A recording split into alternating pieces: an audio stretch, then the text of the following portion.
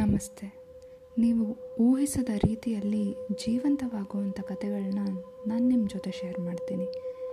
ಇವತ್ತು ನಿಮ್ಮನ್ನು ನಿಗೂಢವಾದ ನೆರಳು ಅನ್ನೋ ಕಾಡಿನ ಆಳದಲ್ಲಿ ರಾತ್ರಿಗಿಂತ ಕತ್ತಲೆಯಾದ ರಹಸ್ಯಗಳನ್ನು ಮರೆ ಮಾಡಿರೋ ಒಂದು ಕೋಟೆಯೊಳಗೆ ಕರ್ಕೊಂಡು ಹೋಗ್ತೀನಿ.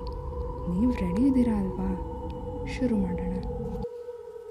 ಬಹಳ ಹಿಂದೆ ನೆರಳು ಕಾಡಿನ ಆಳದಲ್ಲಿ ಕಾಲಾರಾಣಿ ಕೋಟೆ ಅಂತ ಕರೆಯಲಾಗಿದ್ದ ಒಂದು ಕೋಟೆ ಇತ್ತು. ಅಲ್ಲಿನ ಗ್ರಾಮಸ್ಥರು ಅದನ್ನು ಶಾಪಗ್ರಸ್ತ ಅಂತ ನಂಬಿದ್ರು. ಶಾಪಗ್ರಸ್ತ ಅಂದರೆ ಅದ್ರ ಮೇಲೆ ಶಾಪ ಹಾಕಿದ್ರು ಅಂತ. ಇದುವರೆಗೂ ಅದ್ರ ಒಳಗೆ ಪ್ರವೇಶಿಸಿದವರು ಯಾರೂ ಹಿಂತಿರುಗಿಲ್ಲ ಅನ್ನೋ ನಂಬಿಕೆ. ಆದರೆ ಈ ಕುತೂಹಲ ಅನ್ನೋದು ಒಂದು ಪವರ್ಫುಲ್ ವಿಷಯ ಅಲ್ವಾ? ಈ ಕುತೂಹಲದ ಮೇಲೇ ನಮ್ಮ ಕತೆ ಇರೋದು.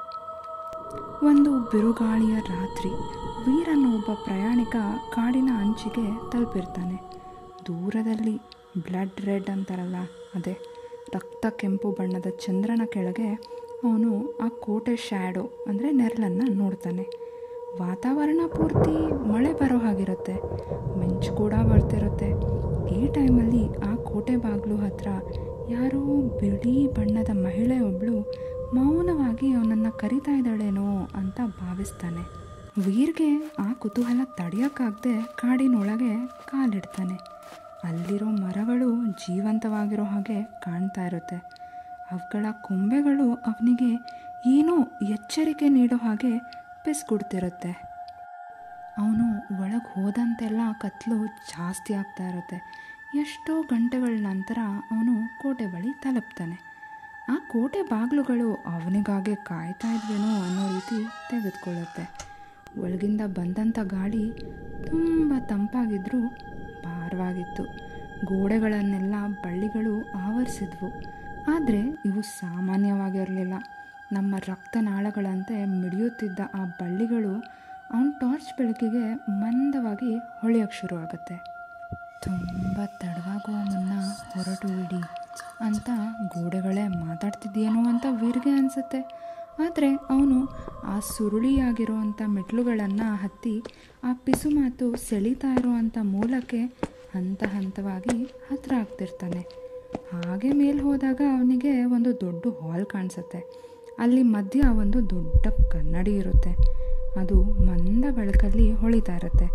ಆದರೆ ಏನು ಗೊತ್ತಾ, ಆ ಕನ್ನಡಿಯಲ್ಲಿ ಅವನ ಪ್ರತಿಬಿಂಬನೇ ಕಾಣಿಸಲ್ಲ.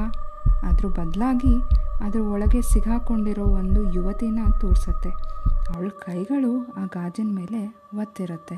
ಕಾಪಾಡಿ, ನನ್ನನ್ನು ಸಹಾಯ ಮಾಡಿ ಅಂತ ಅವಳು ಕೇಳ್ಕೊತಾಳೆ.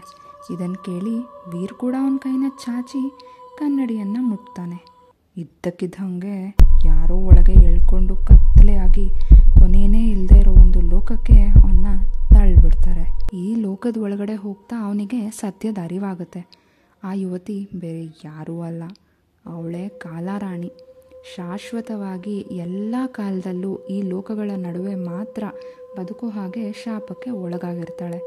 ಅಲ್ಲಿ ಹೋಗುವಂಥ ಪ್ರಯಾಣಿಕರನ್ನು ತನ್ನ ಕೋಟೆಗೆ ಆಕರ್ಷಿಸಿ ಬಲಶಾಲಿ ಆಗೋಕ್ಕೆ ಅವರ ಆತ್ಮಗಳನ್ನ ಸೇವಿಸ್ತಾ ಇರ್ತಾಳೆ.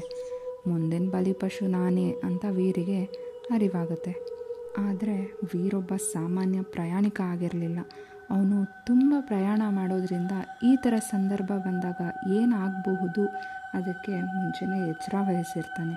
ಅದರಿಂದ ಬಹಳ ಹಿಂದೆನೇ ಒಬ್ಬ ಬುದ್ಧಿವಂತ ಋಷಿ ಕೊಟ್ಟಿರೋ ಒಂದು ತಾಲಿಸ್ಮನ್ ಅವನ ಬಳಿ ಇರುತ್ತೆ. ಅದನ್ನು ತೆಗೆದು ಹಿಡ್ಕೋತಿದ್ದಂಗೆ ಅದು ತುಂಬ ಬ್ರೈಟಾಗಿ ಹೊಳೆಯೋದಕ್ಕೆ ಶುರು ಮಾಡಿ ಆ ಕನ್ನಡಿನ ಒಡೆದು ಹಾಕ್ಬಿಡುತ್ತೆ. ಅಲ್ಲಿ ಸಿಕ್ಕಿ ಬಿದ್ದಿದ್ದಂಥ ಆತ್ಮಗಳಿಗೆ ಆ ಸೆರೆಯಿಂದ ಮುಕ್ತಿ ಸಿಕ್ಕಿ ಖುಷಿಗೆ ಕೂಗಲು ಆರಂಭಿಸುತ್ತೆ. ಆ ಕೂಗಿಗೆ ಆ ಕೋಟೆನೇ ಕುಸಿದು ಹೋಗುತ್ತೆ. ಭೂಮಿ ಒಳಗೆ ಕೋಟೆ ಮುಳುಗ್ತಿದ್ದ ಹಾಗೆ ಅದರಿಂದ ತಪ್ಪಿಸ್ಕೊಳ್ಳೋಕ್ಕೆ ವೀರ್ ಓಡಿ ಹೋಗ್ತಾನೆ. ಇವತ್ತಿಗೂ ಪ್ರಯಾಣಿಕರು ನೆರಳು ಕಾಡಿನ ಹತ್ರ ಹೋದಾಗ ಅಲ್ಲಿ ಪಿಸು ಮಾತು ಕೇಳಿಸುತ್ತೆ ಅಂತ ಹೇಳ್ತಾರೆ. ಹಾಗೆ ಬಿರುಗಾಳಿಯ ರಾತ್ರಿಗಳಲ್ಲಿ ಕೆಲವರು ಇಲ್ಲದೇ ಇರೋ ಕೋಟೆಯ ನೆರಳು ಸಹ ಕಾಣಿಸುತ್ತೆ ಅಂತ ಹೇಳ್ತಾರೆ. ಇದೆಲ್ಲ ಕೇವಲ ಕನಸ ಅಥವಾ ಆ ಕಾಲಾರಾಣಿ ಮುಂದಿನ ಬಲು ಪಶುವಿಗಾಗಿ ಕಾಯ್ತಾ ಇದ್ದಾಳ? ಅಲ್ಲಿಂದ ಓಡಿ ಹೋದ್ಮೇಲೆ ವೀರ್ಗೆ ಏನಾಗಿರ್ಬೋದು ಅನಿಸುತ್ತೆ? ನಿಮ್ಮ ಆನ್ಸರ್ಸ್ನ ಕಾಮೆಂಟ್ಸಲ್ಲಿ ಶೇರ್ ಮಾಡಿ. ಈ ಕಥೆನ ನೀವು ಎಂಜಾಯ್ ಮಾಡಿದರೆ ಕತೆ ಒಂದು ಹೇಳುವೆಗೆ ಸಬ್ಸ್ಕ್ರೈಬ್ ಮಾಡಿ, ಹಾಗೆ ಲೈಕ್ ಮಾಡಿ, ಶೇರ್ ಮಾಡೋದನ್ನು ಮರಿಬೇಡಿ. ಮುಂದಿನ ಬಾರಿ ಬರೋವರೆಗೂ ಕುತೂಹಲದಿಂದ ಕಾಯ್ತಾ ಇರಿ, ಹಾಗೆ ಸುರಕ್ಷಿತವಾಗಿರಿ. Thank you.